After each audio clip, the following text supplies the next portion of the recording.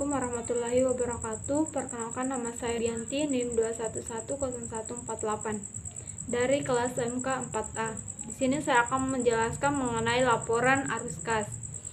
Yang pertama, laporan arus kas dapat digunakan untuk memberikan informasi untuk menilai kemampuan entitas dalam menghasilkan arus kas di masa depan. 2. Kemampuan entitas dalam membayar dividen dan kewajiban. Ketiga, penyebab timbulnya perbedaan antara laba bersih dan arus kas bersih dari aktivitas operasi. Yang keempat, transaksi-transaksi investasi dan pendanaan baik secara tunai maupun non-tunai. Adapun manfaat dari laporan arus kas yaitu 1. Memberikan informasi yang memungkinkan para pengguna untuk mengevaluasi perubahan dalam aset bersih entitas, struktur keuangan, likuiditas, dan solvabilitas, dan kemampuan mempengaruhi jumlah serta waktu arus kas dalam rangka penyesuaian terhadap keadaan dan peluang yang berubah. Yang kedua, menilai kemampuan entitas dalam menghasilkan kas dan setara kas, dan memungkinkan para pengguna mengembangkan model untuk menilai dan membandingkan nilai sekarang dari arus kas masa depan dari berbagai entitas. Yang ketiga, meningkatkan daya banding pelaporan kinerja operasi terhadap entitas. Adapun penyajian laporan arus kas yaitu 1. Laporan arus kas melaporkan arus kas selama periode tertentu dan diklasifikasikan menurut aktivitas operasi, investasi, dan pendanaan.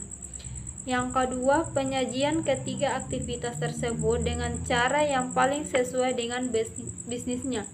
Yang ketiga, suatu transaksi tunggal dapat diidentifikasikan ke dalam lebih dari satu aktivitas, misalnya pelunasan pinjaman dan bunga dari pendanaan dan operasi.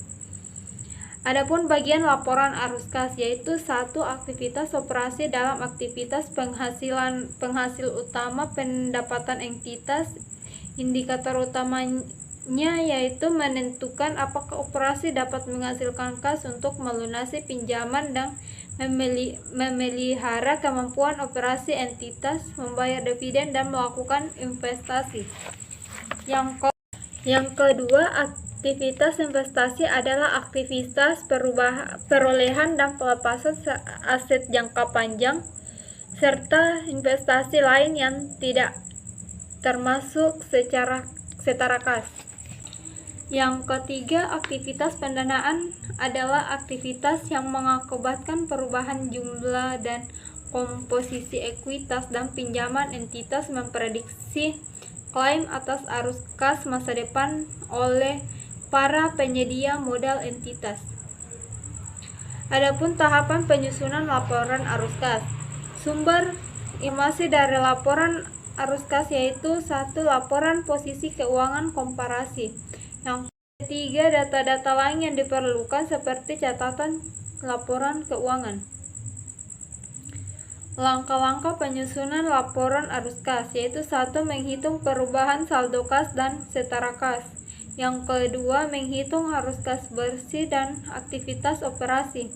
Yang ketiga, menghitung arus kas bersih dari aktivitas investasi dan pendanaan. Adapun metode yang digunakan di dalam laporan arus kas yaitu metode langsung dan metode tidak langsung. Keunggulan dari metode langsung yaitu menunjukkan penerimaan dan pembayaran kas dari aktivitas operasi. Yang kedua, memberikan dalam bentuk penerimaan dan pengeluaran kas lebih dapat menjelaskan kemampuan perusahaan dalam menghasilkan arus kas dari aktivitas operasi yang memadai untuk membayar utang, membiayai kembali kegiatan operasi, dan membayar dividen ke pemegang saham. Adapun keunggulan metode tidak langsung yaitu 1. Berfokus pada perbedaan antara laba atau rugi bersih dengan arus kas bersih dari kegiatan operasi. Yang kedua, memberikan informasi yang menghubungkan laporan arus kas, laporan laba rugi, dan yang kedua, memberikan informasi yang menghubungkan laporan arus kas, laporan laba rugi.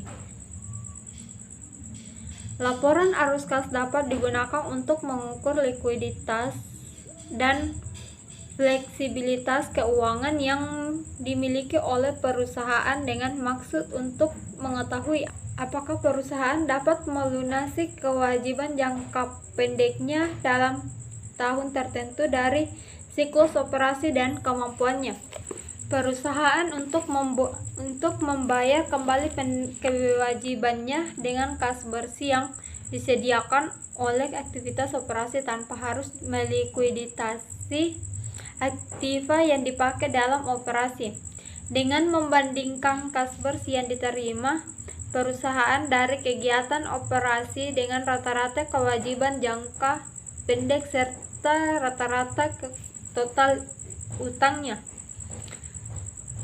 Free cash flow adalah jumlah arus kas perusahaan untuk membeli investasi tambahan, melunasi utang, membeli saham atau hanya untuk menambah likuiditas perusahaan.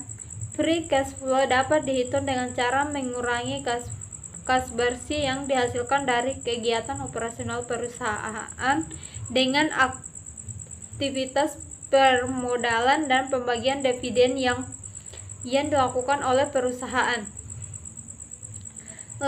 Adapun langkah-langkah membuat laporan arus kas, yaitu 1. Menyiapkan neraca komparatif dan laporan laba rugi. Yang kedua, mencari kenaikan dan penurunan nilai pada setiap akun yang ada dalam neraca komparatif dengan cara mencari selisih.